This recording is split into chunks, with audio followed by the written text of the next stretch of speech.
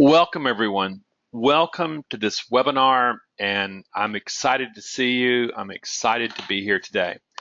Before we get started even further, let's just do this, is that if you can hear me, just simply type in yes and click in, and so we know that. And of course, if you can't hear me, type in no in order to, I love that. I love that elementary school humor. I can't ever get over it. Okay. Yes, good, thanks.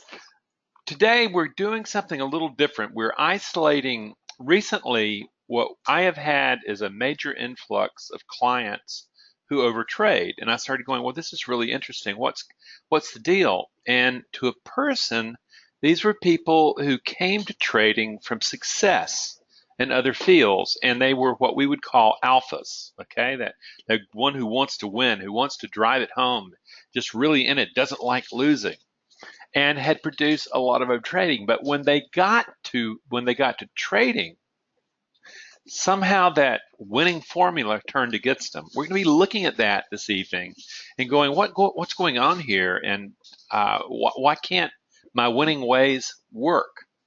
So, last thing is that I hold my questions toward the end, and there should be plenty of time. I discovered that I have a hard time being interrupted and then losing the flow of my thoughts. So this is just something that's adapted over time.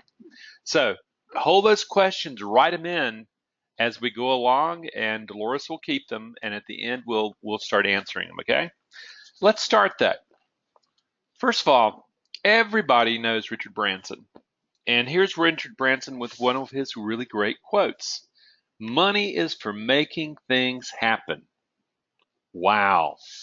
Who does not come to trading with this idea of making wealth happen, making that financial freedom happen, making personal freedom happen?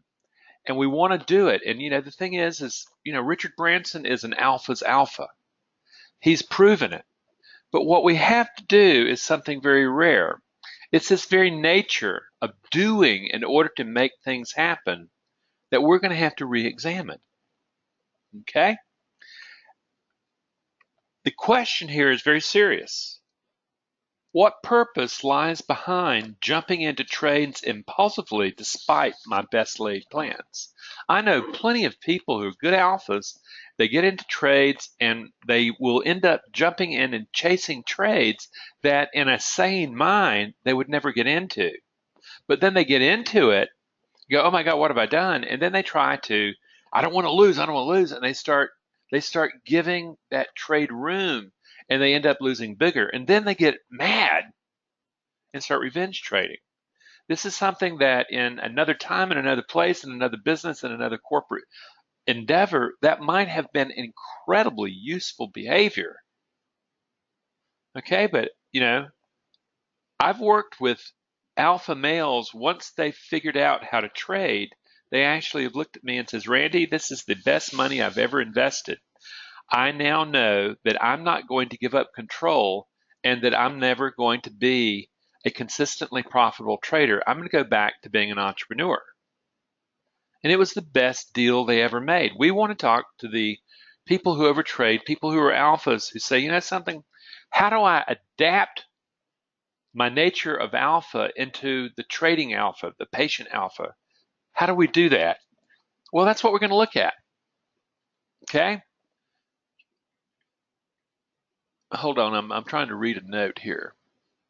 But you're not trying to talk traders. No, we're not talking you out of trading. What we're doing is we're saying you're going to need to adapt. You're going to need to adapt the alpha that you are for the alpha that produces success in trading. That's what we're saying. And a lot of people aren't willing to do that, and they don't need to be trading. So, in taking a look at this, that alpha nature of yours has produced success, and it's produced so much success. You go, why would I change it? It rocks. It does a lot of stuff. It's brought the kind of success I want. And here we have this ad: be the alpha in your life. It seems like the best thing to do. Yet, the very traits that alpha gave you in business and in corporate turn against you. and it ends up sabotaging your intent to win, your capacity to win. So now we've looked at this and go, wow, Alpha's got some problem trading, doesn't he? Yes, and by the way, I would apologize to every alpha female in the audience. But what I've discovered over time is that I've been working with traders for over 10 years now, and I have run into one alpha female during that time. And the rest of the alphas I've worked with, the ones who really wanted to make things happen, really wanted to win, all that stuff, were males. And so in this particular case, because of the size of the universe of males in this, I'm referring it to as male. You'll see that throughout here, but it's not. I totally acknowledge that a female can be alpha. What we want to do then is let's take a look at the traits of alpha that make them successful in one domain, and let's start going. Let's see if this is going to work in trading. First thing is an alpha wants personal control of environment. He wants to be the control. Second is he believes that force of will can actually control outcome. He's going to make things happen. He can push this through. He can trust his gut instincts. He also has a very strong need to win and to achieve. Okay? I can, by sheer willpower, by just working harder, by working smarter, I can win this game. The next is that he's highly persistent. He will not give up. It's hard for him. It's hard for him to give up, okay?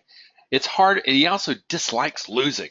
It's kind of like Bear Bryant said, tying is like kissing your sister. It's all about winning. Or Vince Lombardi saying, if you show me a loser, I'll show you a loser. And you're going, wow, he does not like taking losses. He is highly competitive, and he strives to be the best. And he's also very biased to make things happen by taking action. And he has this very confident leadership that engenders a sense of status, a sense of like, look, I can do this. I have full confidence I can do this. Now, it sounds like, this is a good idea. Why wouldn't I want to be that way? Boy, that sounds like a winning combination. Well, let's take a look at it in trading, okay? Let's see the way it works in trading.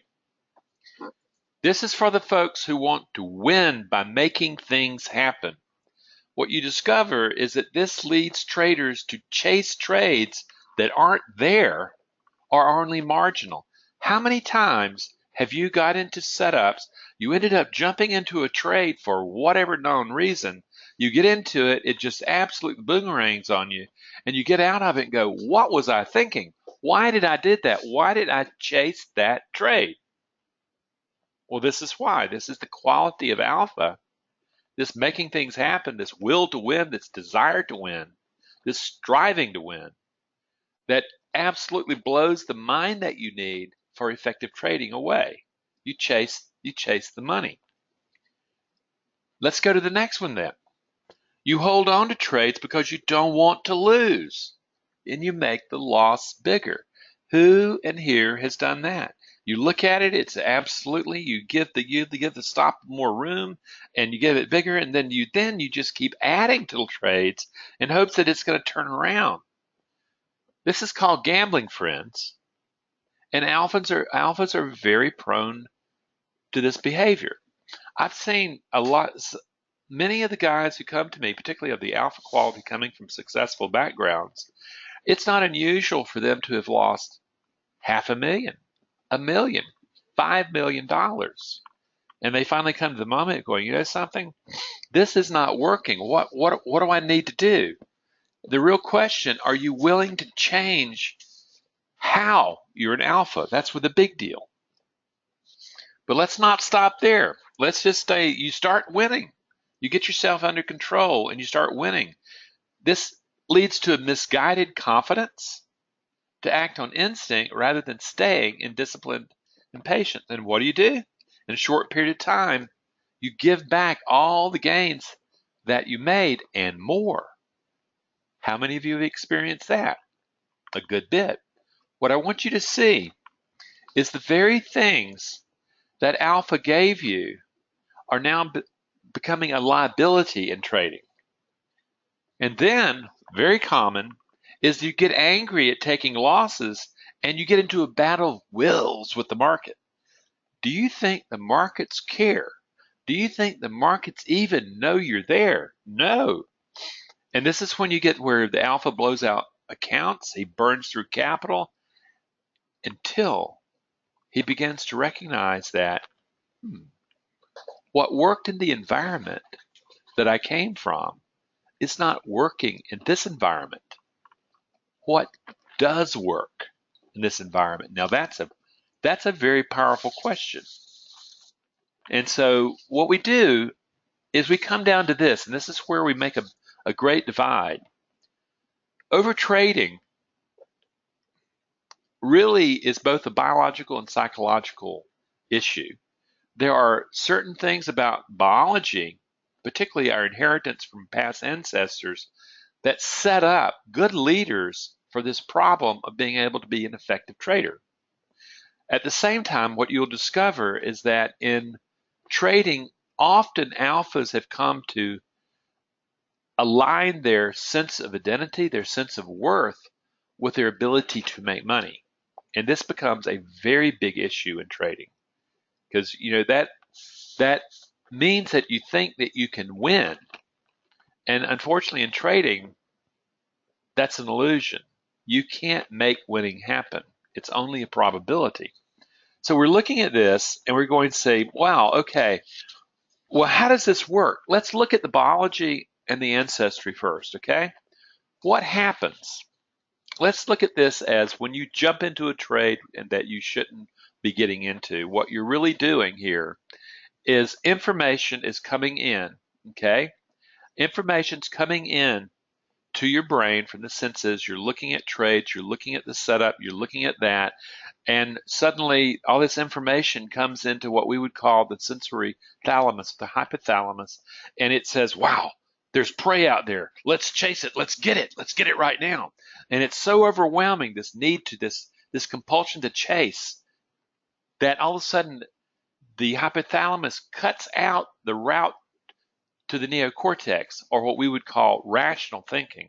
Instead, it takes the dirty path, it takes the shortcut to the amygdala, moves it into fight, flight, and then all of a sudden you're chasing the trade. You have this urgency to act before it gets away, and you take it. That's what every alpha is working with. And I cannot tell you how often you see the alpha having an impulse problem where he's sitting there watching setups, and suddenly, just looking at the setups, he decides he's got to make something happen. You know, you've got to do something to make something happen. And he looks at something, and suddenly that alpha takes over, that urgency to act takes over, and he chases. This is what you have to learn how to disrupt and to rebuild. That's the pure biology. But let's go down to where this biology came from. Let's talk about the origins of the alpha. You didn't land, it just didn't drop off the cabbage wagon yesterday, friends. There's a strong need to win was needed for the struggle of survival. You had to believe you were going to win even if you didn't win. You would rather believe in the illusion of winning, of controlling outcome, than the actual failure of being eaten alive. Pretty simple, okay? So there was this striving to win and being competitive in a very dangerous world that literally very like a laser focused the attention on winning, on being competitive, of winning, and not losing, because not losing meant forfeiting your life or forfeiting members of your community's lives. Remember this clan you're looking at, these were small clans and they were hunted by the saber-toothed tigers and the big bears. They had every right to be a little wary. They had a little right to sit there and be prone for action. So the other thing is there was also a need to make things happen sooner than later. Things happen, you know, when you have bad things coming at you, you need to act now. If you see something good out there, say like a prey that could that could feed your clan for a week or two, you need to act then. You don't need to wait and think about it while it gets away. You need to go for it now. Do you see that correlation in trading? And when you're looking at setups, you see a possibility arise and you say, I need to grab that thing now before it gets away. Well, this is where it came from. And these are the conditions. These are the adaptations. This is a natural selection that led to the phenomenon called alpha. So we understand that it was really great for survival. But more than that, that alpha being able to hunt really well, being able to defend really well, and being highly competitive gave him status. That status gave him, the comforts of the life of a clan, but also it gave him access to the gene pool. So there was very much of a big power play, and you discover that's what it's all about in evolution. It's all about your participation into the gene pool and being able to project your stuff, your genetics, into the future species. And we are prone to that also, because what you discover is this: is caveman still with you? You may look sleek, you may look like an egghead, but my promise to you is that caveman's back there. Survival brain's back there. The survival brain that needs to be able to chase prey, chase trades now, that makes things happen back then, manufactures things to do, doesn't want to take a loss. That could be life. Well, I don't want to take a loss in trading. This is what's there.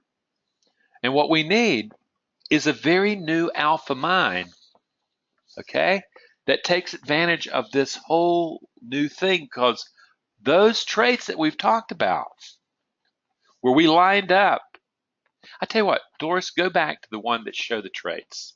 It was one of the first slides. I want to show this to you. There it is. What I want you to look at this. In trading, you want personal control of the environment. You don't have it in trading. Even if you're a big fish, 6'5", you're still insignificant in the immensity of the markets. The alpha believes that he can control outcome. In trading, you get very clearly you don't control outcome. If you believe that, you're living in an illusion. What happens is that everything exists as probability. Even if you do everything right, you can still be wrong. There's strong need to win and achieve. I want to have financial freedom. I want to have personal freedom. I once did a survey in a class much like this, in a webinar like this, and I asked people what were they thinking about as they were trading. Friends, 2/3 of the people, over 100 people, were thinking about winning while they were trading, which, by the way, they have no control over. They're thinking about something that's impossible to control. What do you think happens when things don't go your way? You get frustrated, you start getting fearful, you start doing like that. The alpha also dislikes losing, doesn't like taking a loss. What you discover with great traders is they don't necessarily have these spectacular home run days all the time. What you start noticing about them is they have small losses. What they have become is a very good loser. It's not like they like or dislike losing. They know that losing is part of this game, and having an issue with losing just simply doesn't matter to the trading gods. Taking small losses allows you to trade another day and allows you to be there for when the good times are rolling and your profits run. It's highly competitive. Well, who are you competing against in trading? Are you competing? You might compete against some people in your trade room. Okay, for what? You're competing against a market that doesn't care that you compete against it. Then you're striving to be the best. Good deal. I still like that one. Also, the bias to make things happen by taking action. Impulsive trading, has it ever done any good for you? Not so much. Leadership, engendering status. How many times have you gotten overconfident when you've started winning, and suddenly you discovered that overconfidence ended up leading to feeling good and leading to overtrading. So all of a sudden we're seeing, oh my gosh, now go back to the slide we were on. What we begin to see is this. You can go there. That's a good place. Many of the traits, as they're presented in the alpha's makeup, simply are dangerous for the trading mind. Okay? So what you discover is this, is the conditions for success are different in the world of caveman and today's trader. The alpha developed a belief in his certainty of prevailing in an uncertain world. Even if it was an illusion, it was a necessary illusion. And that illusion allowed us to become an enormously successful species. Yet, that same ancestor is still with you in the fight, flight, and the need to win every time you trade. Somehow, the trader has to adapt the alpha. You still have to have a lot of the desire. You really have to have tenacity. You have to have all that. But it has to be redirected, friends. It has to be redirected in a very powerful way. And in particular, you have to become comfortable with the uncertainty of trading. That's the new alpha rising, friends. So what we see is all these alpha qualities, having been very successful, got ingrained as pattern.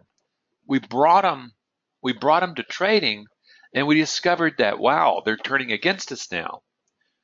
Often what we see is that alphas master other people and conditions, but the deal in trading is different. You're not mastering other people. You're not mastering other conditions. You're mastering yourself. That's the true power. So the alpha's not going to go away, okay? But he does have to adapt his alpha nature to the needs of managing uncertainty that he cannot control.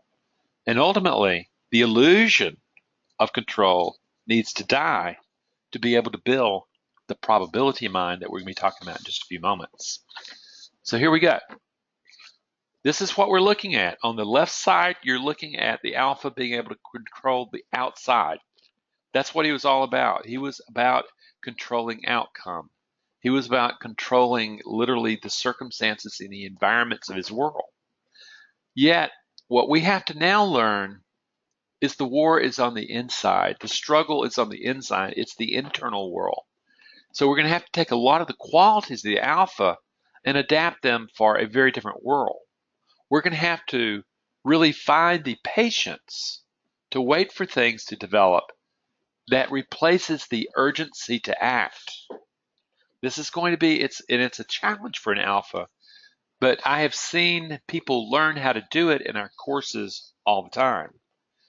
But primarily, the biggest thing he has to do is he has to let go of the illusion of control.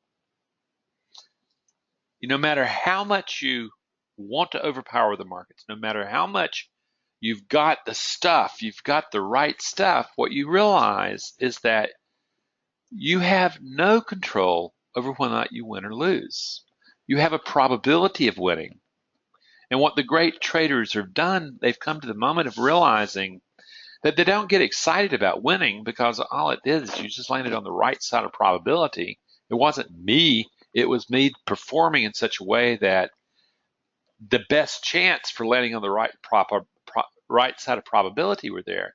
Losing, a professional trader is going to be looking at losing and going, well, did I handle methodology right? Did I handle my mind right? Did I handle all that right? Yeah, it just landed on the wrong side of probability. Would I take that setup again? Absolutely. It's a high probability. I just limited my loss and I'm moving on. Very different sense of humble confidence rather than false confidence there. And what we discover here is this. You control only the mind that you bring to the moment of performance, friends, not outcome. Winning is out of control, and you have to learn how to become a very good loser despite your desire to win. And despite your competitiveness, is that you're going to lose a good bit of the time.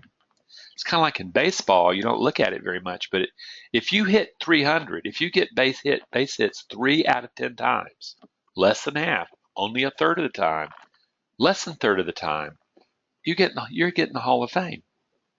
In trading, what if we looked at it and go, most really successful traders, they're winning somewhere between 35% of the time and say 60% of the time.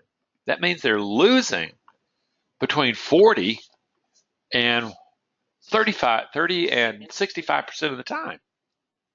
Their job is to manage their risk, manage their losses.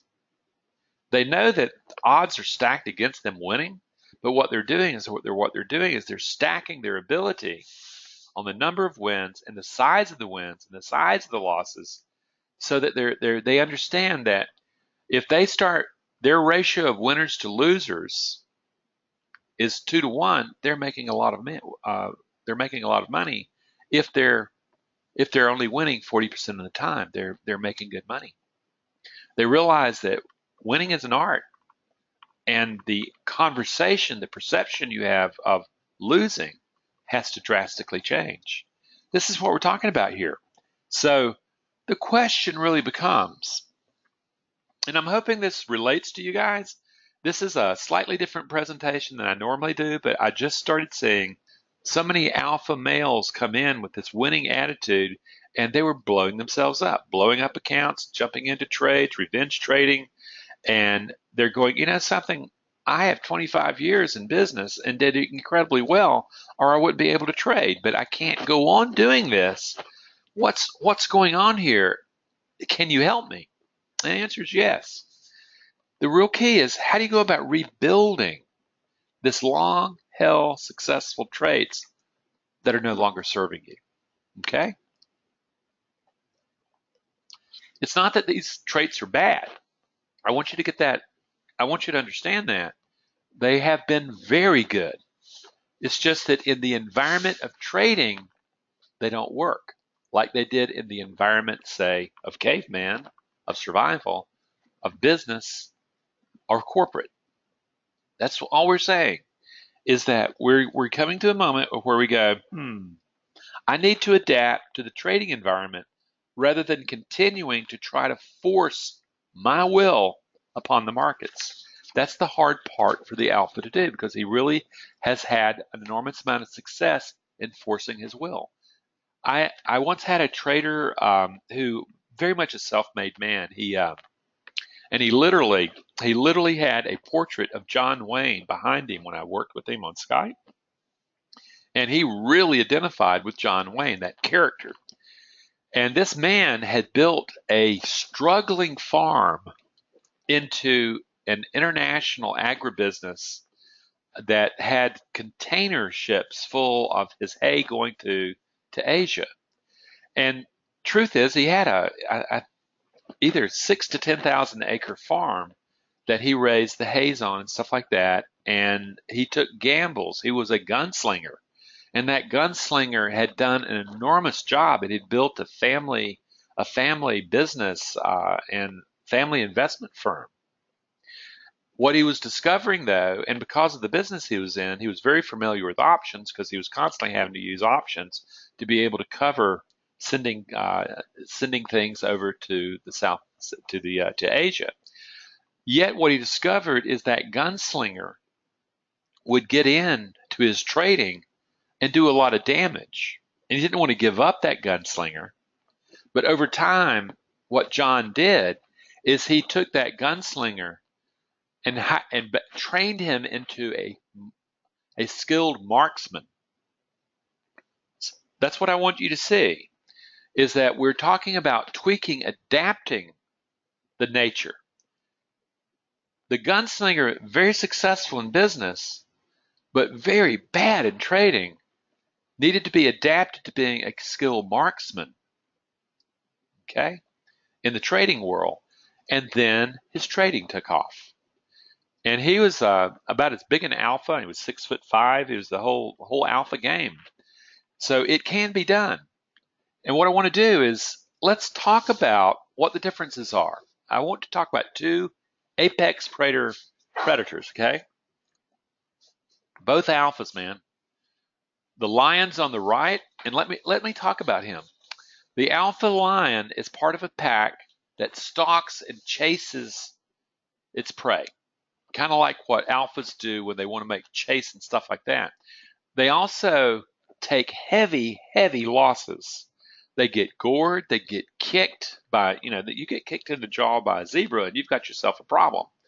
And consequently, they take heavy losses and they have to have large prides to be able to keep filtering new animals, new lions into the chase. Yet on the other side, you're looking at the North American cougar. Completely different animal. He's an apex predator. Okay, he is the apex predator. He lives in forests and he primarily hunts the white-tailed deer. Does he stalk them? No. Does he chase them? No. What he does is he climbs a tree, sits on a limb, waits very patiently. Hear that word? He's not trying to make things happen. What he's doing is he's waiting to see what the forest will give him. In the same way that a trader needs to sit and wait to see what the market will give him. He's patient. And yet when the time comes, when the deer sets up, there is a springing into action. And interestingly is that the cougar does not kill by fighting. He kills by snapping the deer's neck with his paw, and the deer just drops. There's no chase. If the cougar misses that, the deer gets up and runs off. The cougar does not chase. He really limits his losses. And if you've ever been around white-tailed deer, you realize besides having antlers, they also can stand erect and they can box with their hooves, and absolutely, it's like daggers. So it's not like you want to get in a fight with the deer. What he does is he takes the loss, he minimizes it, he goes to the tree, waits for the setup. He knows more deer is coming his way. What I want you to understand is both these alphas are apex predators, but they are adapted to different environments. The problem with them, it's been done by natural selection and they're stuck in that adaptation. Human beings can adapt by design. And this is what the invitation to you is that we can adapt by design to move from, I prefer stalking and chasing. It just gets my blood pumping and man, it feels good. Yet it doesn't work in the environment of trading, and I want to make my money in trading. I need to adapt that alpha. I need to adapt that apex predator so that it becomes an ambush predator that takes minor losses and makes kills very easily. That's what we're talking about, friends. We're talking about there's nothing wrong with the adaptation the African lion has done. It just would not work in the forest of North America. The cougar totally adapted to the conditions of the environment in North America, in the forest of North America. So the real key is you're not stuck like they are. You can adapt intentionally, on purpose. It just depends on how you go about doing it. What we're looking to do, if you take a look at that image on the right, what you're seeing is what would be known as a flow state, where you look at it, and for that what he's doing in his performance is literally he's got high skills, like any trader worth his salt who's been trading for a while is going to have really good skills. And at the same time, there is also high stress. The challenge is high. And what he's doing is he's choosing the emotional state that he's going to be in for that performance. And if you take a look at this flow thing, what you said is you see there's some of the apathy, worry, you've seen plenty of them, boredom, people getting bored, relaxation, I'm too relaxed to trade, anxiety, I'm worrying, arousal, I'm getting angry, and this control. What you begin to see is in the apex of that comes this new state of mind that is the confluence of different emotional programs that you become You learn how to master. You can't control outcome, but what you can control is the mind that you bring to the moment of performance. What you can control is not, you don't have freedom from emotions. What you have is you have freedom of emotions, about saying, okay, I know the default programming when I hit uncertainty is literally that I am going to sense vulnerability, and I can either fight or flee at that particular moment. Okay? That's the default programming of fight flight. And the alpha is choosing fight, aggression, taking action. Yet it's not functional in trading. What we're looking to do, though, is say, you know something, what we want to do is create a new emotional cocktail that creates a mind built for the management of uncertainty. Yeah, that's the performance mind, friends. Okay? So, the first thing, how do you do this, okay? Let's take a look at this. The very first thing is emotional regulation. What we would call step one. What we have is we have in both our group course and our individual course, there are 5 skill packages that are learned.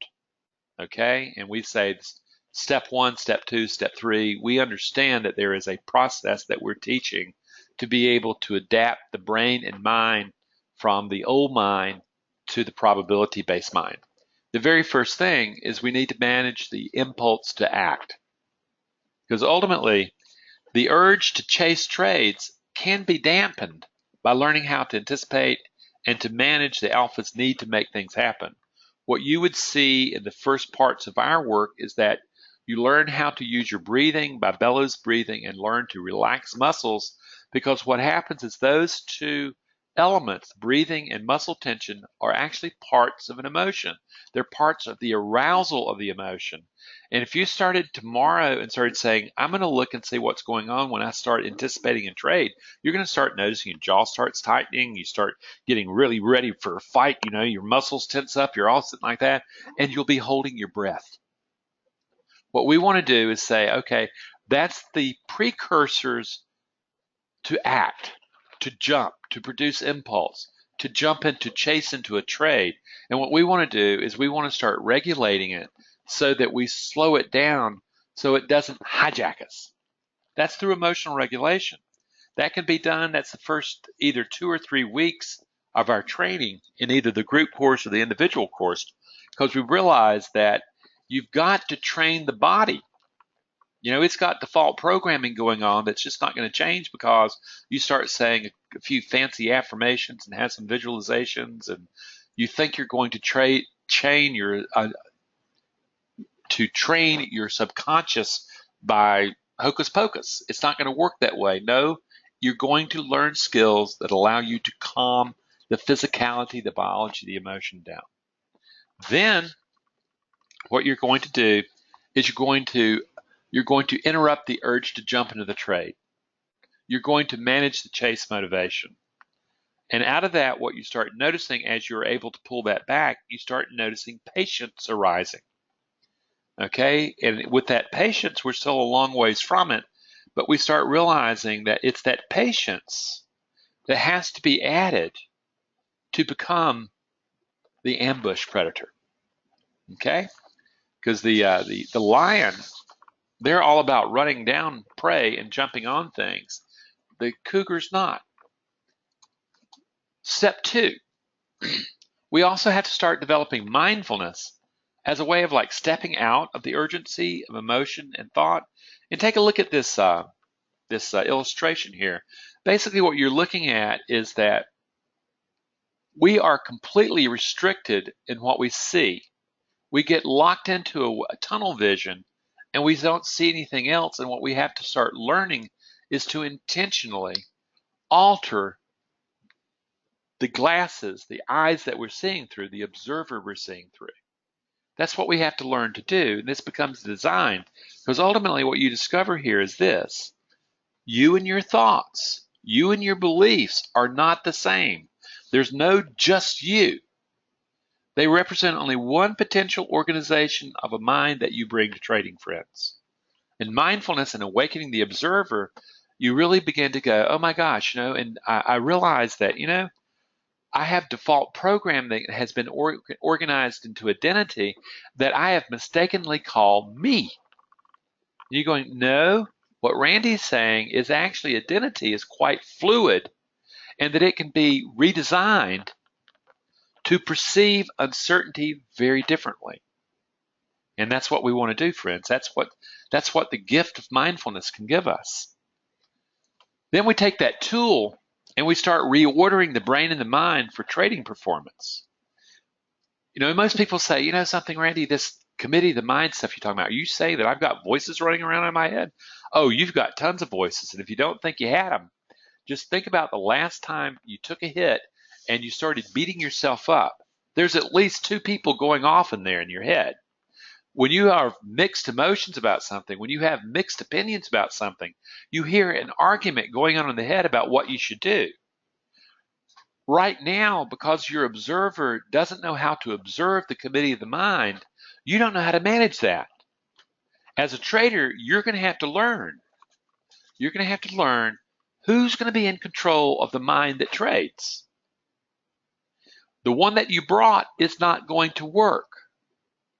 What we need to do is we need to develop a mind that can engage uncertainty and stay patient and stay disciplined and stay impartial. That can be done if you learn how to organize the mind that engages uncertainty, friends. So mindfulness is the very tool that is used to redevelop the committee of the mind. And let's talk about this. Let's talk about the committee of the mind, what it really needs to look like. Have you ever heard the expression, to a hammer, everything's a nail? That's the way most people operate. Your job is to reorganize that biased thinking into a performance team for managing the uncertainties of trading.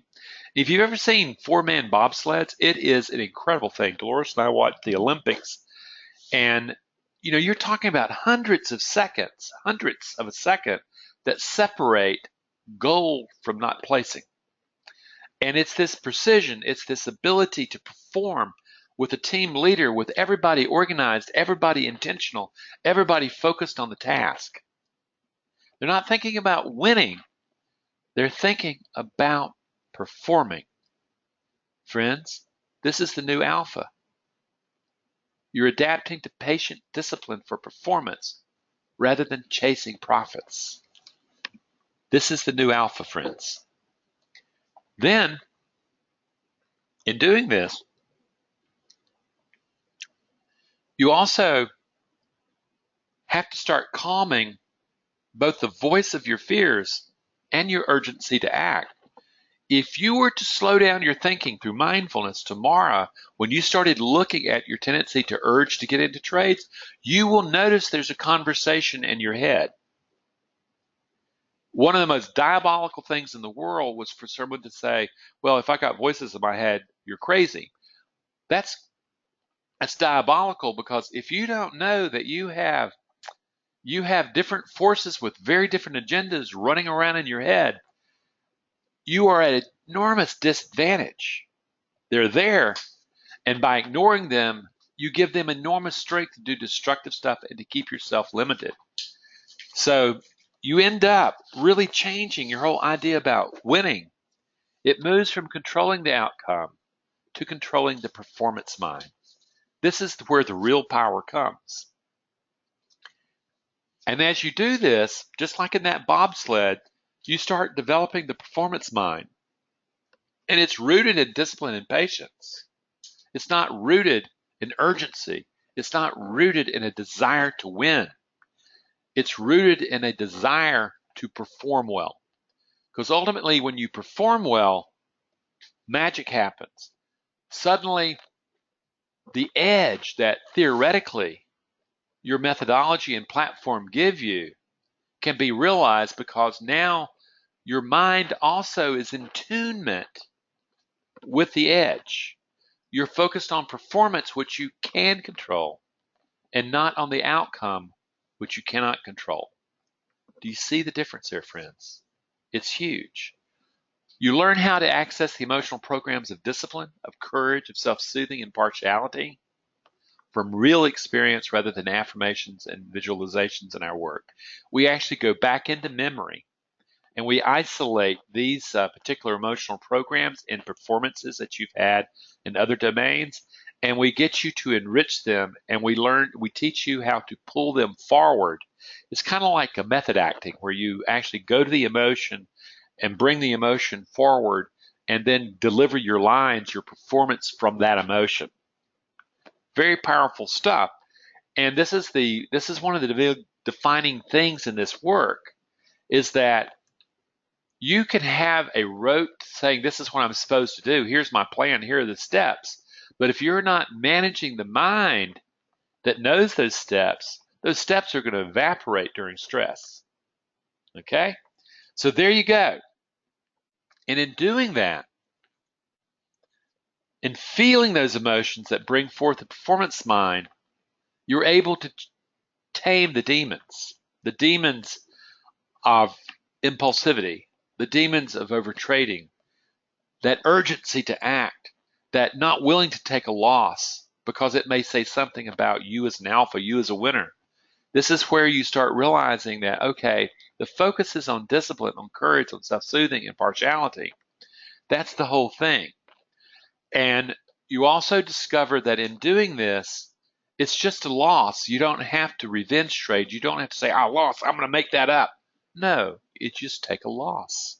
It's just probability. It's interesting is that a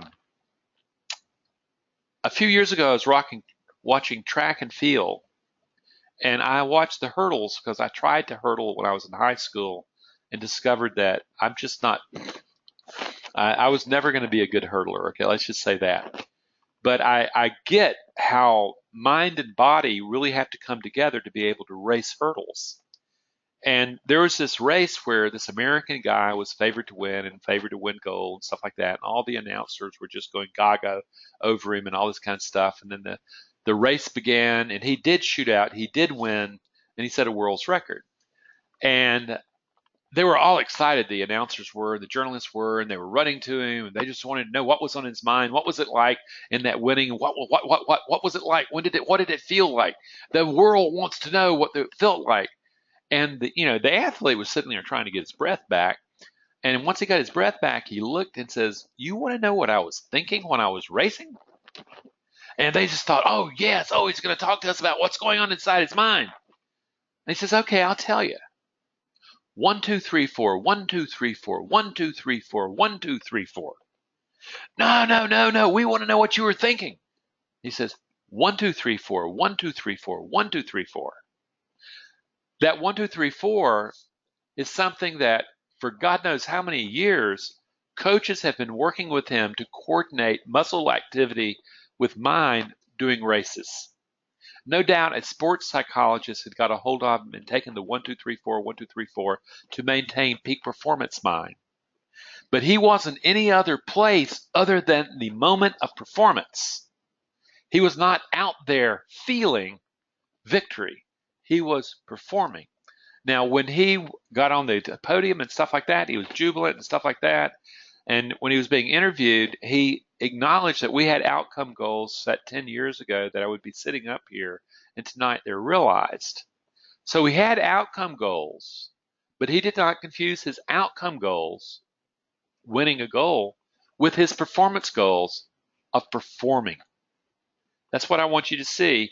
Traders do that all the time. Most people do that at time. I'm saying there's a better way. This is the huge shift, friends.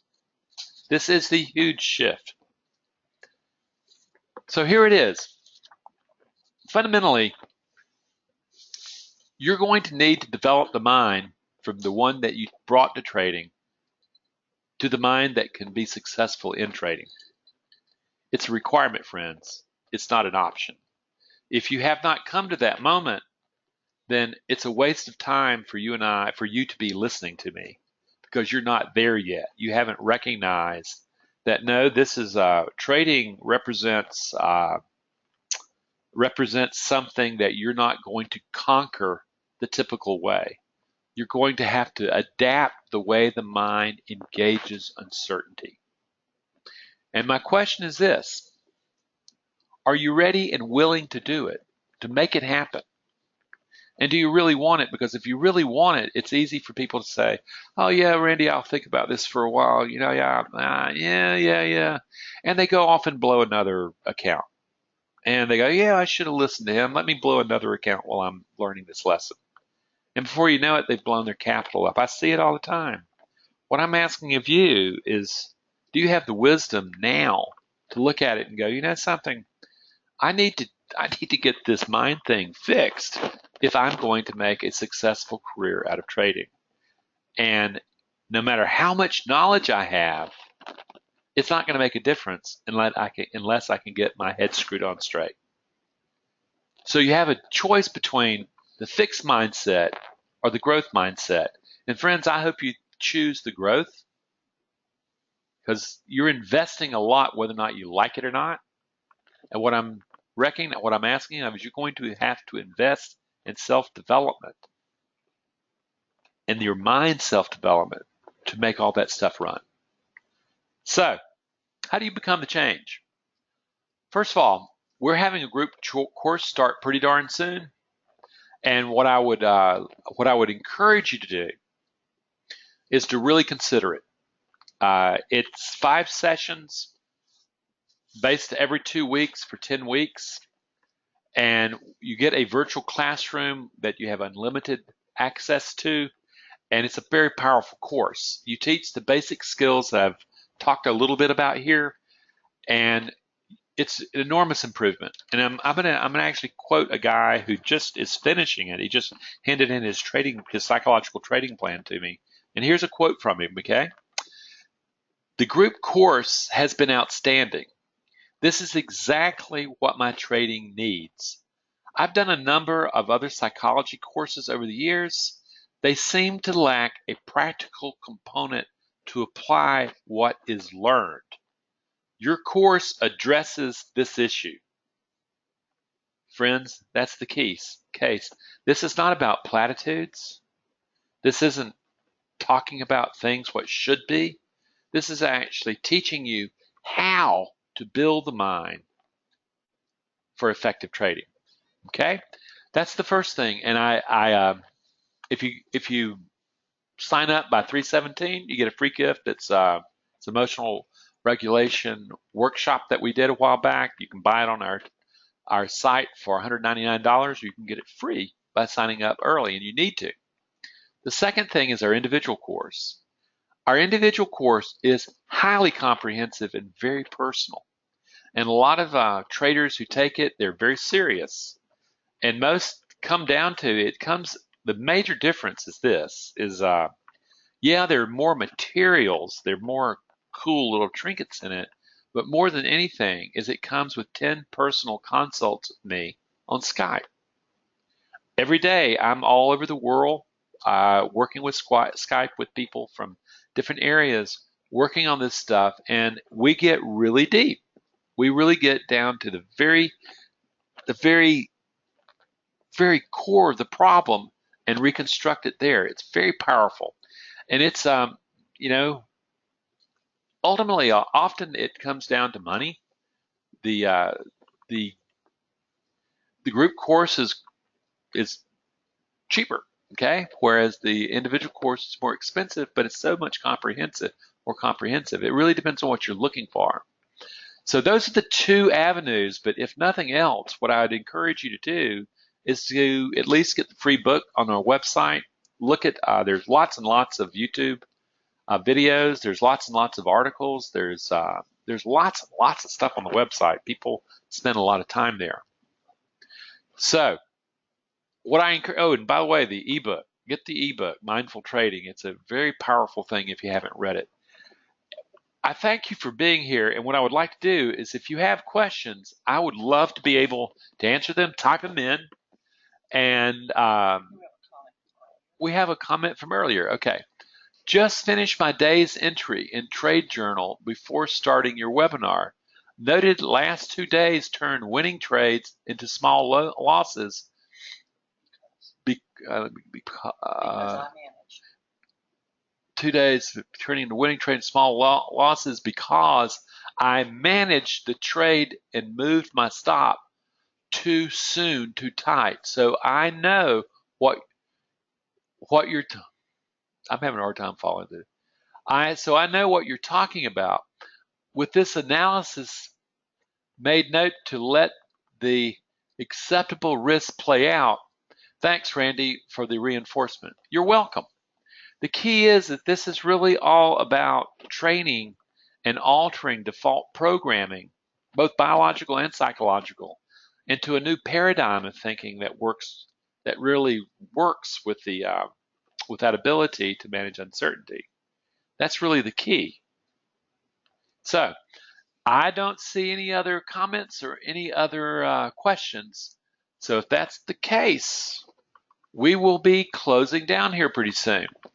I want to thank you. Oh, just in time. Okay, question. Okay, just the cost. Okay, what is the cost? The cost of the group course is $11.95 or $239 every 2 weeks, 5 times. Okay, a lot of people take that option because it just makes it a lot more. It makes it more affordable, and the individual course is $3,500 or 3 payments of $1,200 over 3 months. And again, they're built to be able to try to break them up so that you can get at them and can afford them. Okay, that's it, my friends. I thank you for coming. It's been fun, and if I can help you, let me know. Take care.